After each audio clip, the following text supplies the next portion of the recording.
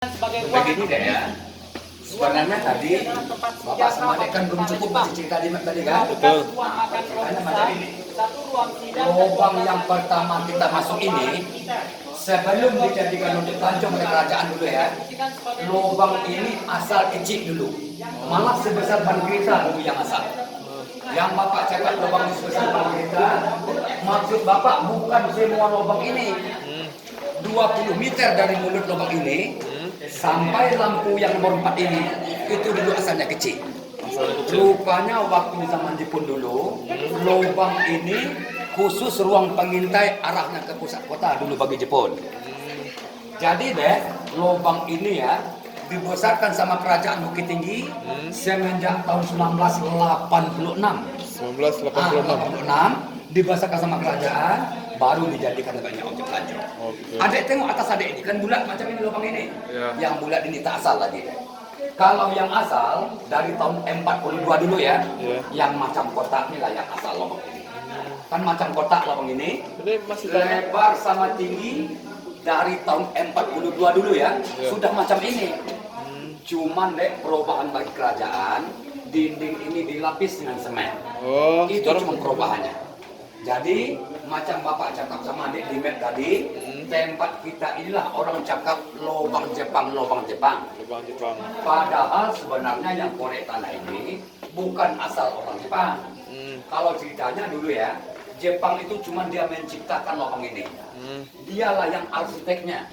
Sebenarnya bagi Jepun korek tanah kan itu yang dinamakan buruh paksa dulu. Buruh paksa. Jadi buruh paksa yang Bapak cakap sama adik tadi, sebenarnya pekerjaannya bukan orang tempatan, bukan orang sini. Dulu Bapak dapat cerita dari saksi mata ya, yang korek tanah ini ada 3 daerah didatangkan dari luar Pulau Sumatera ini. Pertama didatangkan ke Bukit Tinggi, orang dari Pulau Jawa, orang dari Kalimantan, termasuk satu lagi dan orang dari Sulawesi. Maksudnya macam ini. Makanya orang 2 daerah didatangkan Jepang ke Bukit Tinggi. Ini menurut taktik Jepang ya. Seandainya ada salah satu yang meloloskan diri atau ada yang melarikan diri yang namanya buruh paksa ini, yang pertama orang itu tak mengenal Bukit Tinggi ini. Itulah taktik Jepun. Yang kedua, dulu tahun 1942 dulu ya, kan belum semua orang Indonesia ini menggunakan bahasa persatuannya dulu. Masih banyak deh menggunakan bahasa daerahnya masing-masing. Maka itu deh ceritanya orang Indonesia ini ditukar-tukar bagi Jepun. Orang Bukit Tinggi ini juga dikerjakan Jepun ke luar daerah. Rupanya ya, Jepun korek tanah macam ini bukan di Bukit Tinggi saja. Di Bandung juga ada.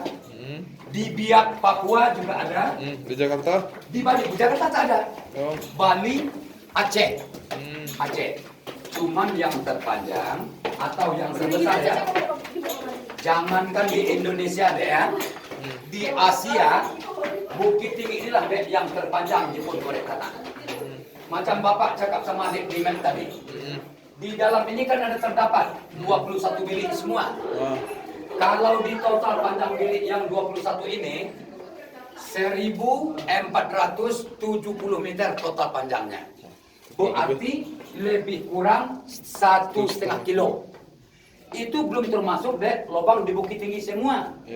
Kalau di total semua panjang lubang di Bukit Tinggi lebih kurang panjangnya 7 kilo. 7 kilo. Makanya 7 kilo Bapak cakap sama adik tadi, lubang dari sini ada tibuknya ke pusat kota Jam Gadang. Sudah paham Jam Gadang? Sudah. Ada tibuknya Benteng Fortekok, Kampung Cina, Simpang Jambu Air, jalannya ke Padang. Jadi umumnya deh ya, di bawah kota Bukit Tinggi ini sudah lubang semua. Itu makanya orang Bukit Tinggi ini tak ada bikin bangunan melewati dari 6 tingkat ke atas. Coba adik perhatikan. Walaupun hotel, rumah sakit, rumah sekolah, maksimalnya 6 tingkat yang boleh. Sebab cakap orang ahli geologi, tanah Bukit Tinggi ini tak padat lagi. Sudah lubang semua. Jadi bagi adik-adik yang baru kali ini tengok lubang ini ya, macam inilah posisi kita di dalamnya. Ini tangga ini berapa banyak ini? Jumlahnya 132. 132. Jumlah anak tangga. Sebanyak tentara Jepun berkuasa dalam lubang ini dulu. Oh. Dibikinlah tangganya semuanya itu. Nah, sekarang begini deh. Kita kan sudah sampai jadinya rata macam ini. Ya. Mulai kita dari sini sampai nanti lampu yang terakhir di sebelah kanan kita ini nanti ada 6 bilik. 6 bilik. Jadi waktu zaman Jepun dulu ya, yang 6 bilik sebelah kanan kita ini itu dulu digunakan bagi Jepun sebagai tempat penyimpanan senjata. Tunggu, ini tanpa penyejuk udara oke ke? Oh, insya Allah. Kalau dalam ini dia aircon lengkap dalam ini. 6 bilik ini. Oh, ada pakai aircon juga ke? Iyalah, kalau nggak ada aircon pasti kita tak bisa bernapas dalam ini. Ini yang Bapak cakap 6 menit tadi. Jadi bekas ruang amunisi lah yang 6 ini. Adik paham tak ruang amunisi? Oh, ruang tempat persenjataan. Senjata. Cuman yang pertama inilah disengaja ditinggalkan kerajaan yang asal. Dulu yang asal lantainya bukan yang Bapak pijak ini. Yang atas kita inilah lantai asal dulu yang ini. Oh, lebih kecil lagi, lebih. Termasuk langit lubang ini. Ini sebagian kan sudah dikorek sama kerajaan ya. Ya. Padahal dek yang asal ini dulunya, langit lubang ini. Jadi berarti tinggi ruang munisi ini asal dulu Masih 1 tanah. meter. Ini masih tanah deh. Iya, cadas. Ini langit lubang, ini lantainya. Makanya disengaja tinggalkan kerajaan yang asal. Bilik yang satu ini sebagai bukti bagi pelancong. Ini sampai ke sana? Tak Tidak ada perlu Bapak jelaskan. Adek kalau tengok ya, batas lubang ini kan sampai ujung sana. Kan kayaknya ada buntu. Padahal dek ada lubang lagi arahnya ke kiri kita ini. Waktu Bapak menjelaskan di map tadi, di dalam ini kan 2 jalur jalannya. Iya, iya. Ini satu, yang ujung sana satu lagi. Iya, iya, iya. Yang Bapak cakap sama adik jumlah bilik ini 21, bilik yang miring-miring macam ini. Jadi semuanya jumlahnya 21 bilik. Yang sudah mulai direnovasi oleh kerajaan, mulai yang nomor 2.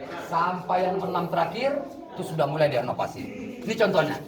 Ini kita jelaskan sama adik dulu. Nanti kita bisa pusing nanti sana. Ini masih tanah, Dek. Masih tanah ini deh, ini belum dilapis dengan semen. Yang udah dilapis semen yang ini. Jadi macam Bapak cakap sama adik tadi ya. Semua di sebelah kanan kita ini kan bekas ruang munisi dan 6 semua tadi ya. Kejap dulu deh, kasih jalan adik ini kita ini dulu silakan. Yang sudah mulai direnovasi, ini contohnya.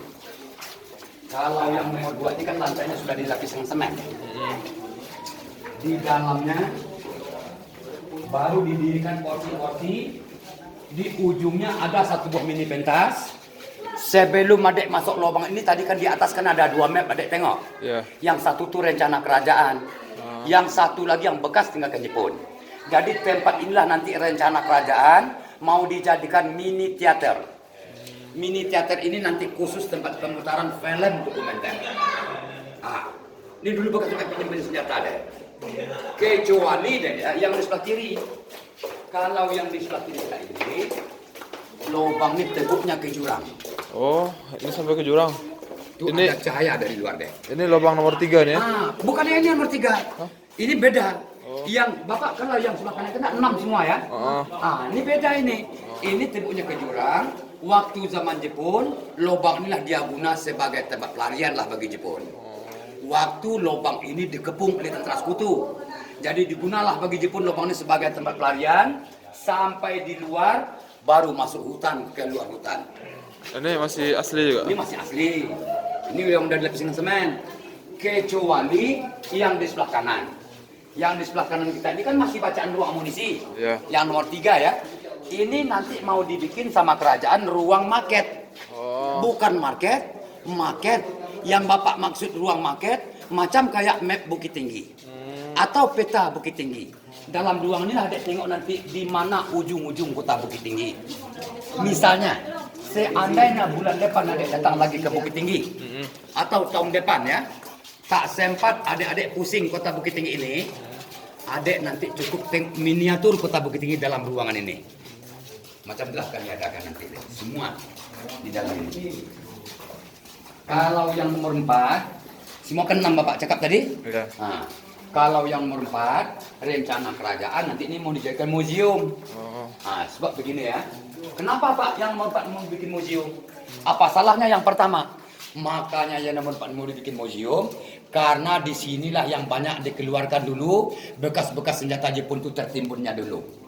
Yang Bapak buktikan dulu deh orang mengeluarkan dari sini ya 3 macam senjata. Pertama granat genggam.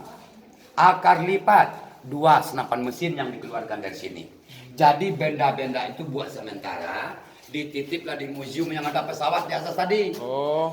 Nanti setelah ini selesai direnov semua, apa saja harta Jepun itu yang dapat ini dulu dikembalikan nanti ke asalnya ke sini. Itulah makanya yang membuat rencana kerajaan menjadikan museum. Tinggal 2 bilik lagi yang namanya ruang amunisi. Yang nomor 5 sama yang nomor 6 terakhir, rencana kerajaan nanti deh ya. Ini mau dibikin museum geologi. Oh. Jadi maksudnya museum geologi yang 2 bilik ini khusus tempat ruang penelitian. Oke. Misal, macam tanah dalam ini tanah cadas, tanah campur granit, tanah campur garam. Bilik yang 2 inilah untuk penelitiannya nanti. Jadi yang Bapak cakap sama adik tadi ya, kalau yang namanya ruang amunisi, ini yang terakhir. Atau yang nomor 6. Baru kita sampai di pusat lubang. Oh, berarti ruang penyimpanan senjatanya ada 6 ya? 6 semua. 6 semua ada. Ini satu ya. Adik kan ada tengok ada lubang yang ada cahaya tadi? Iya. 2 dalam ini. Yang keduanya yang ini. Itu yang ujung. Ini juga lubang kiri kanan kan Bapak lihat sama adik nanti. Tapi kejap dulu. Dek, mulai kita dari ujung sana ya. Sampai nanti ke sebelah kanan Bapak ini. Ini masih terdapat 15 bilik lagi. Atau 15 kamar-kamar yang miring macam ini. Dulu Bapak dapat cerita dari saksi mata, rupanya yang 15 bilik yang berjejer ini bekas barak militer. Barak militer. Atau tempat tidur bagi tentara Jepun. Makanya Bapak cakap sama adik ini bekas barak militer bagi Jepun ya. Sebelum ini dijadikan objek pelancong, Bapak kecil-kecil dek sering main-main dalam ini dulu. Bapak tahu persis keadaan lubang yang asal. Setiap bilik yang miring macam ini Bapak tengok dulu tempat tidur yang terbuat dari bulu. Oh, dari bambu ya. Jadi karena hawanya sejuk dalam ini, bulu itulah cepat terjadi pelapukan. Itu disengaja dibuang ke sana dulu ya. Kecuali bekas-bekas senjata Jepun, termasuk alat-alat buruh paksa dulu. Macam kayak cangkul, linggis, pahat, itu banyak berantakan dalam ini. Jadi benda-benda itu dikumpullah satu buah peti, masih disimpan di museum sekarang. Besok akan dikembalikan ke asal. Cuman dulu, waktu lubang ini direnovasi, ada yang diprotes sama kerajaan pusat. Yang pertama dia protes tentang pembikinan kafe. Dulu kan ada rencana kerajaan dek, 2 bilik ini mau dibikin kafe ya. Kafe ini dibatalkan, tak jadi. Makanya dibatalkan, belum ada pak istilahnya tempat bersejarah diadakan tempat minum-minum cakapnya. Maka itu dibatalkan kafe ini. Yang kedua, yang diprotes dulu, ini satu lagi tentang lapisan semen. Makanya diprotes semen ini kan berarti menghilangkan yang asal. Yang kedua, rupanya semen ini membahayakan bagi pelancong. Maksud Bapak membahayakan bagi pelancong ya, sebelum dilapis dengan semen, setiap bukit tinggi ini musim hujan, itu biasanya hujan itu kan merembes. Semenjak dilapis dengan semen, positif air hujan itu kan menumpuk di atas semen. Rupanya makin lama makin berat, sebagian ada yang amblas. Itu makanya diprotes sama kerajaan pusat juga. Ini yang Bapak cakap militer yang tertulis di atas ada ini, bekas barak militer. Termasuk pintu pelarian yang kedua bagi Jepun. Sekarang kita tengok penjara sikap sini dulu ya. Banyak juga, soalnya banyak kalau bentuk. Kami dulu jam. Bisa kalau yang murid apa-apa kan? Ucap kan? Ini yang Bapak cakap sama dia tadi. Ini bentuknya bambu ini membahayakan. Jadi macam Bapak cakap sama dia tadi ya. Semua dinding lubang ini ada yang tadi kan sudah dilapis dengan semen. Yang asal yang ini. Bling-bling. Coba bayangkan gitu. Malah yang semen dan ratusan bodi apa-apa kan?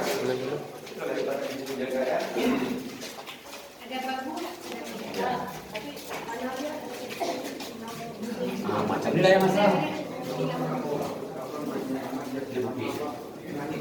Ini belum pernah direnovasi. Tapi memang luas, apa? Memang tinggi aja nih. Kalau di dalam ini lebar sama tinggi dari tahun 42 dulu udah macam ini. Cuman perubahan bagi kerajaan, sebagian dinding ini dilapis dengan semen. Ini tanahnya ada yang mengandung batu intan. Kan? Iya ini. Coba dari sini kejap. Sini adik berdiri. Adik tengok ini. Coba adik tengok sampai langit lubang.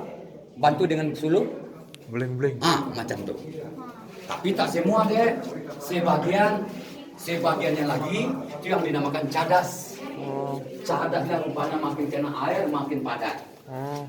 Satu lagi ya, penjara yang Bapak cakap sama dia tadi ya, di sanalah orang tua-tua kita dulu, nenek, kakek, atuk kita dulu dimasukkan oleh Jepun.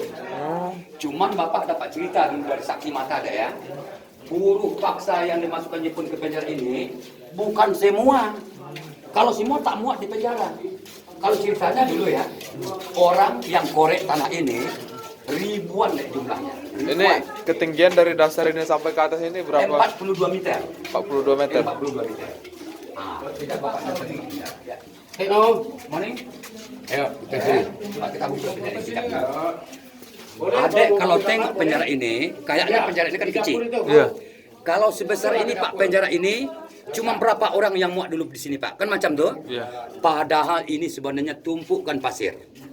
Tumpukan pasir ini, waktu lubang ini habis direnovasi dulu. Daripada sisa pasirnya itu bertumpuk di jalanan, buat sementara dia satu kalah di sini. Seandainya pasir ini nanti akan dikeluarkan lagi ya, yang pasti panjang penjara dari trali ini ke ujung 46 meter. Belok kiri 5 meter. Jadi penjara ini berbentuk L. Dan lagi deh, sekarang adek tengok trali ini kan besi ya. Padahal yang asal bukan besi, rotan. Dililit sama akar kayu. Di depan adek ini dulu ada pintu kecil. Sini. Khusus muat buat satu badan. Jadi kami dapat cerita dulu ya. Ke dalam inilah orang tua-tua kita dulu dimasuk oleh Jepun. Rupanya sampai di penjara ini, orang ini disiksa, tak dikasih makan, tak dikasih minum. Seandainya ada salah satu yang mati kelaparan di sini, baru dapur inilah tempat pembuangan. Ini contohnya. Di dapur ini. Ini contohnya. Ini apa kita sama Jadi deh, melewati lubang inilah ceritanya dulu ya. Mayat-mayat orang tua kita dulu dibuang oleh Jepun. Kalau adek tengok ya, kayaknya lubang pembuangan kan kecil. Iya. Kalau sebesar ini Pak lubang ini, macam mana cara orang buang mayat dulu kan begitu? Padahal lubang ini dek yang kecil cuma mulut lubangnya aja. Selepas 2 meter, kita sudah bisa berjalan macam biasa di dalam. Sebab di dalam ini, tingginya 2 meter 15 cm. Lebarnya cuma 1 meter. Sepanjang 17 meter ke ujung, baru di luarnya lembah atau sungai. Ke sungai itulah dia buang mayat orang tua kita dulu. Hanyut dek melalui arus sungai Ngarai Sianok namanya. Ini masih asli ya? Ada, yang asal dulu bulu ini. Yang atas, ini bagi Jepun masih ruang pengintai. Ini kan ada bacaannya. Masih ruang pengintai. Tapi bukan ke kota lagi. Arahnya ke kampung Sianok. Soalnya dia ada pengintai 2 kampung. Jadi dari lubang inilah orang-orang kampung ini diintip sama Jepun. Seandainya ada orang kampung yang dia curigai, baru dia tangkap di pintu penyergapan. Coba dia berdiri kat sini. Turunkan celunya. Tengok lubang atas. Ada cahaya tak? Dari cahaya itulah orang kampung ini sama Jepun. Dari cahaya itulah dalamnya ke lembah atau sungai mencapai sekitar 87 meter. Berarti di dalam itu ada tangga juga ke? Dulu kayu dia tancapkan kiri kanan. Kayu itu rupanya buat pegangan. Waktu lubang ini direnovasi, dicabut sama orang proyek kayu-kayu itu, ditutup sama trali supaya orang-orang di sini tak leluasa turun naik. Padahal dibagi dia sendiri membahayakan sekali. Mau ambil gambar dulu atau kita lanjut? Lanjut. Oke. Jadi begini ya. Adik kan masih merekam ya? Iya. Ini ceritanya kita sambung. Jadi macam Bapak cakap tadi ya. Makanya Bapak sering cakap sama adik-adik tentang saksi mata. Dulu pernah ada ceritanya ya. Orang kampung ini ditangkap oleh Jepun sebanyak 6 pedati. 6 pedati. Adik paham pedati? Tak paham. Kebudayaan orang Minang, pedati itu kan ada gerobak yang ditarik sama kerbau. Itulah awal-awalnya kendaraan orang Minang. Belum ada kendaraan mesin orang Minang dulu. Pedati lah kendaraannya dulu. Jadi berarti deh, satu pedati itu dulu 1 orang. Setelah diintip sama Jepun dari lubang kecil tadi, 6 orang kampung ini ditangkap sama Jepun. Di sini namanya pintu penyergapan. Jadi orang yang dia tangkap di pintu penyergapan ini dimasukkanlah ke penjara ini, ceritanya dulu selama 4 hari. Jadi deh selama 4 hari 4 malam tak dikasih makan minum. Rupanya ada 1 orang yang pura mati. Yang pura mati inilah sempat tanya jawab sama kami dulu orangnya tahun 2001 dulu. Pernah bapak tuh dia dibawa ke lubang ini dulu ya, pakai kursi dorong, dikawal sama kerajaan. diiringi sama orang pariwisata. Cuman Bapak pemandu pelancong ini hanya pendengar dari belakangnya dulu. Waktu Bapak saksi mata itu dibawa ke lubang ini, dia tak mau masuk ruangan dapur itu dulu, Dek. Rupanya dia trauma tengok lubang pembuangan itu. Kalau menurut ceritanya karena dia pernah dibuanglah melalui lubang itu dulu. Di depan penjara itulah Bapak itu ditanya sama orang kerajaan. Bapak lihat yang saksi mata itu dulu ya, mukanya ini cacat sebelah, Dek. Orang itu ditanya, Pak, dulunya muka Bapak ini kena apa? Saya bekas dihantam nak dengan ekor pistol oleh tentara Jepang nak, cakapnya. Kami lihat hidungnya bekas patah, mukanya robek. Sekejap, Dek. Nah, lubang ini yang Bapak cakap sama adik tadi ya, yang ada hubungannya dengan ruang pengintai di dapur tadi. Hah? Lubang ini. Boleh nyambung ke? Iya, maksudnya gini. Setelah dia intip orang kampung ini dari dapur tadi, kalau ada orang kampung yang dia curigai, baru dari sini dia ambil. Dia rampas. Dia sergap hasil panen orang kampung ini. Sebab di ujung lubang ini udah jalan besar. Sudah jalan raya. Maka itu di atas adik ini ada tertulis pintu penyergapan. Di atas adik ini. Oke? Nah, ini Bapak temunya ceritanya ya. Jadi bilang Bapak kami ini tadi sama kami, karena saya ini tak tahan nak kena siksaan, saya ini pingsan nak ceritanya. Waktu saya pingsan, dikira Jepun ini saya ini udah mati. Karena saya ini udah berlumuran darah nak ceritanya. Saya juga dibuang nak melewati lubang kecil tadi, sudah ceritanya sama kami. Rupanya sampai saya di luar, saya sadar merasakan air sungai ini dingin, saya terbangun. Ternyata nak saya sudah di luar lubang ini. Saya usahakanlah nak melarikan diri, malah saya lapor sama TKR namanya. Itu yang disergap orang kampung. Orang kampung. Soalnya orang kampung ini belum tahu Jepun udah berkuasa di sini. Dia tetap bawa hasil panen, tetap bawa hasil ladang. Makanya orang ini ditangkap. Jepun ini takut tempatnya diceritakan sama masyarakat. Makanya itu orang kampung ini dia tangkap. Malah dipenjarakan. Jadi deh ya. Dia selalu sama TKR. Ada banyak yang Bapak maksud TKR? Tak tahu.